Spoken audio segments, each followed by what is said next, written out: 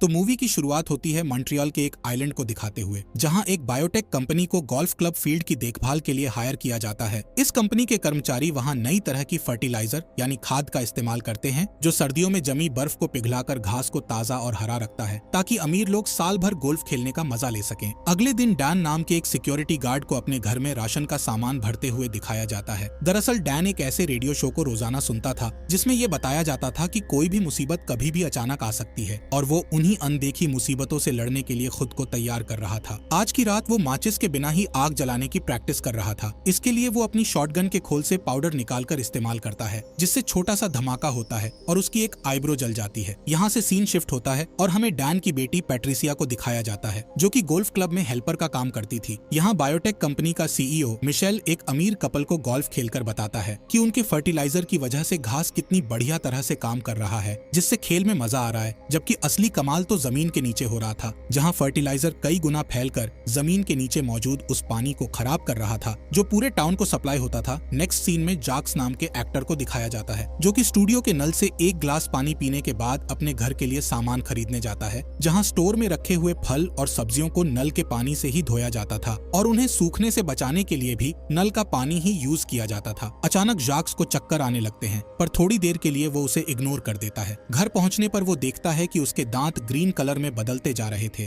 और उसके पेट में अजीब सी आवाज आ रही थी। जब वो अपनी वाइफ को ढूंढते हुए बाथरूम में जाता है, तब तक वो पूरी तरह से ज़ॉम्बी बन चुका होता है। वो अपनी वाइफ को काट कर उसका मांस खाने लगता है और उसके ऐसा करते ही वो भी ज़ॉम्बी बन जाती है। इसके बाद जैक्स भी टब में घुस जाता है और दोनों की ग्रीन आंखें धुंधली होने लगती हैं। उधर गोल्फ क्लब में मिशेल और वो कपल मेन बिल्डिंग की तरफ जाते हैं और ये देखकर हैरान होते हैं कि वहाँ कोई भी नहीं था। अचानक एक आदमी भागता हुआ आता है और चिल्लाते हुए कहता है कि लोग बीमार हो रहे हैं, इसलिए उन्हें भी वहाँ से भाग जाना चाहिए। तभी वहाँ ढेर सारे एम्प्लॉयज उसका पीछा करते दिखाई देते हैं। वो सब के सब ज़ॉम्बी बन चुके थे। उसी वक्त एक डॉग भी दिखाई देता है, जिसे देखकर वाइफ उसे अपने पास बुलाती है, पर वो गुस्से से उसके ऊपर जंप करता है और उसकी गर्दन में काट लेता है। ये देखकर उसका हस्बैंड और मिशेल डॉग को दूर फेंक देते हैं। तभी उन्हें दूसरे ज़ॉम्बीज वहाँ से भागते हुए दिखाई देते हैं। तब वो औरत भी ज़ॉम्बी में बदलने लगती है, जबकि दोनों आदमी जल्दी से बिल्डिंग के अंदर घुसकर दरवाजा बंद कर लेते हैं। लेकिन डॉग भी चुपके से बिल्डिंग के अंदर घुस जाता है और उस औरत के हस्बैंड के पैर में काट लेता है, इसलिए वो लोग उसे अलग कमरे में बंद कर देते हैं। तब तक सारे ज़ॉम्बी दरवाजे पर इकट्ठे हो जाते हैं और जोर जोर से दरवाजा नॉक करने लगते हैं। इतने में हस्बैंड भी ज़ॉम्बी बन जाता है और मिशेल का पीछा करने लगता है, जो हाथ में एक चाकू लिए किचन में छिप जाता है। नेक्स्ट सीन में डैन को दिखाया जाता है, जिसे एक बूढ़ी औरत फोन करके कहती है कि उसके पड़ोसी शोर शराबा कर रहे हैं और आपस में लड़ रहे हैं। जब वो वहाँ पहुंचकर बेल बजाता है तो उसके पड़ोसी बाहर निकल कर आते हैं, जो कि ज़ॉम्बी बन चुके थे। तभी वो बूढ़ी औरत भी ज़ॉम्बी बन जाती है और डैन का पीछा करने लगती है। डैन जल्दी से कार के अंदर छुप जाता है और मदद के लिए पुकारता है, लेकिन कोई वहाँ नहीं आता। सड़कों पर दौड़ते ज़ॉम्बीज को देखकर डैन को अपनी बेटी पैट्रिसिया की फिक्र होने लगती है और वो उसे कॉल लगाता है, लेकिन पैट्रिसिया भी ज़ॉम्बी से बचकर भाग रही होती है, इसलिए वो कॉल नहीं उठा पाती, जिससे डैन को उसकी फिक्र होने लगती है। इसलिए डैन कंपनी की कार को छोड़कर अपनी कार निकाल लेता है और एक हथियार लेकर अपनी बेटी को ढूंढने चला जाता है। नेक्स्ट सीन में हम आंड्रे नाम के लड़के को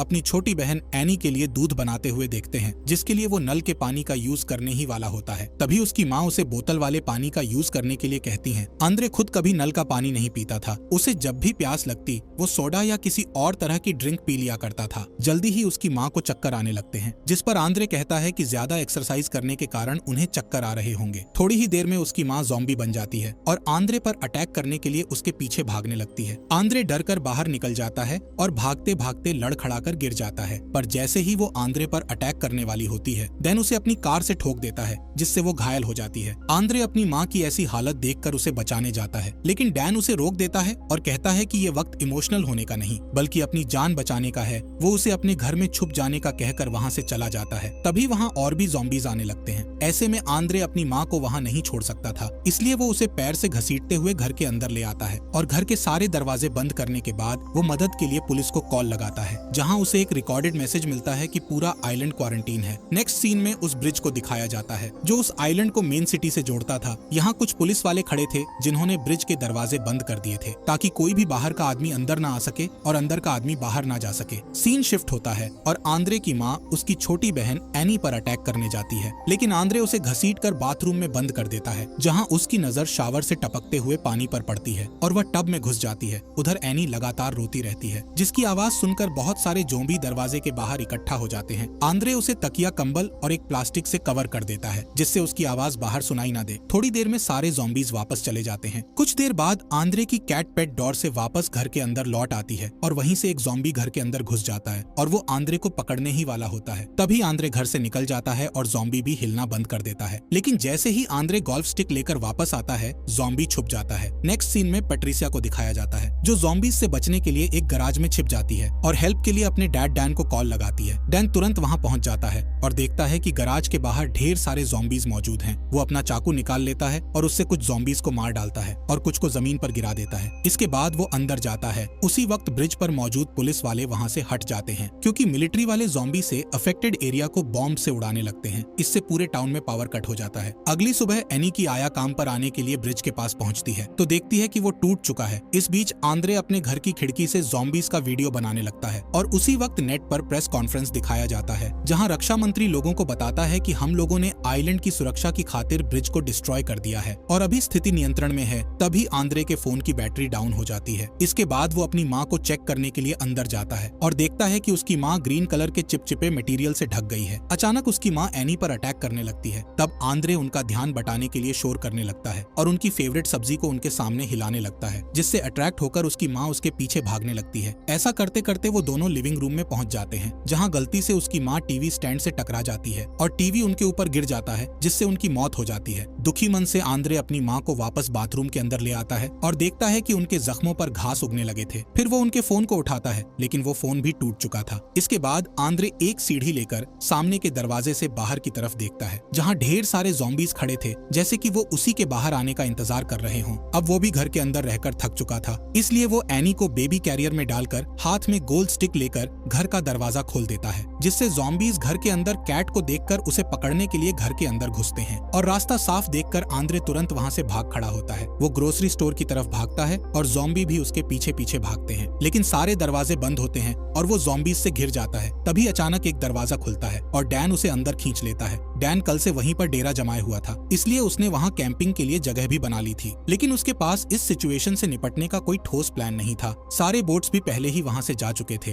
और पानी में तैर कर जाना मतलब सीधा मौत को दावत देना था। नेक्स्ट सीन में आंद्रे अपनी बहन एनी को देखने जाता है। तभी एनी की नजर एक दरवाजे के अंदर लॉक हुए ज़ॉम्बी पर पड़ती है जो और कोई नहीं बल्कि पैट्रिसिया थी। डैन को उम्मीद थी कि बाद में कोई ना कोई उसे ठीक कर देगा, इसलिए उसने उसे बंद करके रखा था। उधर गोल्फ क्लब में मिशेल सभी दरवाजों को सैनिटाइज करता है। इसके बाद अपने कंपनी वालों को कॉल लगाता है जो उसे बताते हैं कि एक्सपर्ट लोग हेल्प करने के लिए आ रहे हैं लेकिन उसे भी कंपनी के नियम मानने होंगे। तभी एक ज़ॉम्बी डॉग उस पर भौंकने लगता है जिसे वो लात मारकर भगा देता है। यहाँ इस बात का खुलासा होता है कि उसने अपने एक दोस्त का मर्डर भी किया था। उधर स्टोर में डैन आग जलाने की कोशिश में नाकाम हो जाता है। तब आंद्रे लाइटर यूज करके आग जला देता है। खाना खाते वक्त वो लोग डैन के फेवरेट रेडियो शो को सुन रहे होते हैं जिसमें ज़ॉम्बी अटैक के लिए आतंकवादियों को जिम्मेदार ठहराया जाता है। उस शो का होस्ट रक्षा मंत्री का इंटरव्यू लेता है जो सभी सवालों का गोलमोल जवाब देता है जिससे होस्ट को शक होता है कि कहीं गवर्नमेंट ज़ॉम्बीज से निपटने के लिए लोगों की जान की बलि ना चढ़ा दें। तभी डैन रेडियो स्टेशन में फोन लगाकर उन्हें बताता है कि कुछ लोग बचे हैं जिन्हें हेल्प की जरूरत है, जिस पर होस्ट कहता है कि दुनिया के बाकी लोग नहीं चाहते कि हर जगह इन्फेक्शन फैले, इसलिए वो पहले उससे पूरी जानकारी लेता है कि वो लोग कहाँ हैं और क्या कर रहे हैं। उसकी बकवास से चिढ़कर डैन फोन रख देता है। इसके बाद डैन और आंद्रे मिलकर इन्फेक्शन फैलने का रीजन जानने की कोशिश करते हैं ताकि वैक्सीन बना सके। आखिरकार डैन इस नतीजे पर पहुंचता है कि पानी की वजह से इन्फेक्शन फैला है क्योंकि जितने भी लोग ज़ॉम्बी बने थे उन सब ने नल का पानी पिया था। लेकिन डैन अपने पागलपन के कारण कभी भी नल का पानी नहीं पीता था क्योंकि उसे हमेशा डर लगता था कि कहीं टेररिस्ट लोग पानी में जहर न मिला दें। कुछ देर बाद वो तीनों स्टोर से बाहर निकलते हैं। वो लोग पैट्रिसिया को भी साथ लेकर जाते हैं जिसके सर पर एक पिंजरा लगा होता है ताकि वो किसी को काट ना ले।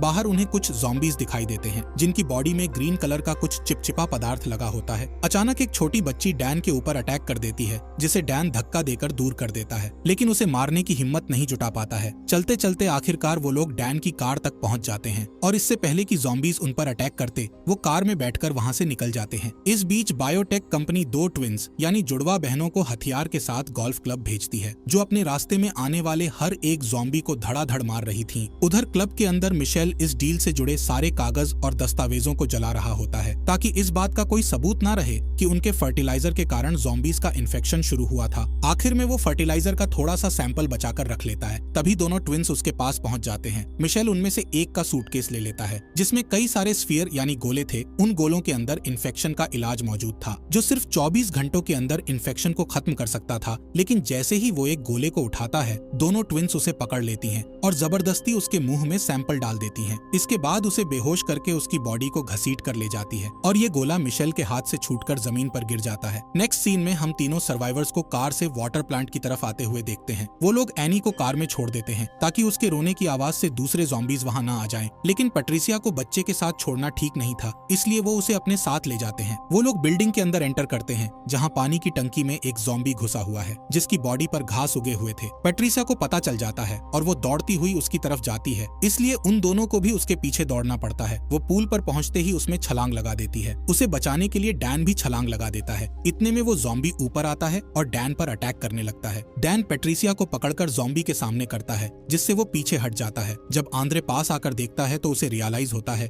कि ज़ॉम्बीज एक दूसरे पर अटैक नहीं करते हैं। पर तभी ज़ॉम्बी उसकी आवाज सुन लेता है और उसका पीछा करने लगता है। तब आंद्रे बाहर की तरफ भागने लगता है, लेकिन वहाँ और भी ज़ॉम्बीज उसका पीछा करने लगते हैं। इधर डैन पैट्रिसिया को पानी से निकालने की कोशिश करता है जिसमें उसका बाजू अलग हो जाता है। उधर आंद्रे भागते भागते किसी तरह कार के अंदर पहुंच जाता है और तभी डैन भी बाहर आता है। वो पैट्रिसिया को एक ढाल की तरह इस्तेमाल करता है ताकि ज़ॉम्बीज उनसे दूर रहें। कार में बैठने के बाद डैन को कुछ आवाज सुनाई देती है। तब पता चलता है कि पैट्रिसिया का फोन अब भी उसी के पास था। वो उसके टूटे हुए बाजू का इस्तेमाल करके फोन को अनलॉक करता है और तभी उसे रियलाइज होता है कि पैट्रिसिया के जख्मों पर घास उगाए थे। सर्दी के मौसम में घास को देखकर उसे हैरानी होती है, पर तभी उसे याद आता है कि गोल्फ क्लब में एक एक्सपेरिमेंट किया गया था और ये शायद उसी का नतीजा है, न कि आतंकवादियों का। उधर गोल्फ क्लब में दोनों ट्विंस सभी गोलों को गोल्फ क्लब के घास पर तोड़ने लगते हैं ताकि कोई प्रूफ बाकी ना रहे। तभी डैन की कार वहां पहुंच जाती है और वो लोग उस अजीब से धुएं को नोटिस कर लेते हैं। आंद्रे फोन निकालकर सब कुछ रिकॉर्ड करने लगता है। इसके बाद वो लोग फ्रंट डोर की तरफ जाते हैं, लेकिन वो लॉक होता है। तब डैन अंदर जाने के लिए दूसरा रास्ता ढूंढता है। वो छत पर चढ़कर अंदर घुस जाता है और दरवाजा खोल देता है ताकि बाकी लोग भी अंदर आ जाएं। उसके बाद पैट्रिसिया को एक स्टोरेज रूम में बंद कर देता है, जबकि आंद्रे चेयर्स की हेल्प से एनी के लिए सोने का इंतजाम करता है। उसके बाद डैन और आंद्रे पूरी बिल्डिंग की छानबीन करते हैं। तभी उन्हें वो डॉग दिख जाता है जो अभी तक जिंदा था और उसकी पूरी बॉडी में घास उग आए थे। ठीक तभी डैन को चक्कर आने लगते हैं। उधर एनी भी जोर जोर से रोने लगती है। तब आंद्रे उसे चुप कराने के लिए दौड़कर उसके पास जाता है और देखता है कि वो अपने बिस्तर से गायब थी। इधर आंद्रे अपनी बहन को ढूंढ रहा होता है। उधर डैन अंधेरे गलियारे की तरफ जाता है जहां जमीन पर कुछ बॉम्ब पड़े हुए थे जिससे बिल्डिंग उड़ सकती थी। अब तक उसकी तबीयत भी बिगड़ने लगी थी, लेकिन वो हिम्मत नहीं हारता और उस रूम तक पहुंच जाता है जहां सारे बॉम्ब टाइमर से कनेक्टेड थे। अब तक डैन काफी कमजोर हो चुका था, इसलिए वो चक्कर खाकर गिर जाता है और उसे उठने में दिक्कत होती है। तब वो पैट्रिसिया के टूटे हुए हाथ से टाइमर को ऑफ कर देता है। तभी उसकी आंखें भी ग्रीन होने लगती हैं। इधर बिल्डिंग के बाहर खड़ी ट्विंस देखती हैं कि काफी वक्त गुजरने के बाद भी बिल्डिंग ब्लास्ट नहीं हुई थी, इसलिए वो चेक करने के लिए अंदर जाती हैं। उन्हें किचन के अंदर एनी दिख जाती है। वो लोग उसे फर्टिलाइजर खिलाकर वहां से चले जाते हैं। उधर आंद्रे अपनी बहन को ढूंढते हुए उस रूम तक पहुंचता है जहां ज़ॉम्बी बना हुआ मिशेल बंद था। ये देखकर वो दूसरी तरफ जाता है और वहां उसे अपनी बहन मिल जाती है, जिसे लेकर वो जाने ही वाला होता है कि दोनों ट्विंस उसका रास्ता रोक लेती हैं। उनमें से एक एनी का मुंह बंद कर देती है और दूसरी आंद्रे को फर्टिलाइजर खिलाने लगती है। लेकिन इससे पहले ही एनी ज़ॉम्बी बन जाती है और ट्विन के हाथ में काट लेती है, जिससे फर्टिलाइजर का सैंपल गिर जाता है। तभी डैन दूसरे ट्विन पर अटैक कर देता है और वो उसे काट लेता है। अब आंद्रे जैसे ही पीछे हटता है, उसका पैर वहां गिरे हुए इलाज वाले गोले पर पड़ जाता है, जिससे गोला टूट जाता है और चारों तरफ धुआं फैलने लगता है, जिससे एनी और डैन धीरे धीरे ठीक होने लगते हैं। अब डैन आंद्रे का पीछा करने लगता है और दोनों भागते भागते किचन में पहुंच जाते हैं। पर जैसे ही डैन आंद्रे को काटने वाला होता है कि अचानक उसे एनी की मौजूदगी का एहसास होता है और वो उसे छोड़ देता है। उसी वक्त दोनों ट्विंस अपनी अपनी गन निकालकर एक दूसरे को मार डालती हैं, क्योंकि वो नहीं चाहती थी कि वो दोनों ज़ॉम्बी बने। नेक्स्ट सीन में आंद्रे डैन के जैकेट से उसके पुराने फोन को निकालकर पैट्रिसिया के फोन पर कॉल लगाता है और रिंग की आवाज से वो फोन को ढूंढ लेता है और वीडियो बनाने लगता है, जिसमें वो अब तक हुई सारी घटनाओं के बारे में बताता है। फिर हेल्प की रिक्वेस्ट करते हुए उस वीडियो को इंटरनेट पर डाल देता है। इसके बाद वो डैन को उसकी बेटी के रूम में पहुंचा देता है। इधर जैसे ही आंद्रे का वीडियो न्यूज चैनल तक पहुंचता पहुंचता है, गवर्नमेंट वहां की सफाई के लिए सेना भेज देती है। सोल्जर्स रास्ते में आने वाले हर ज़ॉम्बीज को फायर गन से मारते जाते हैं। तब आंद्रे भी बिल्डिंग से बाहर निकलता है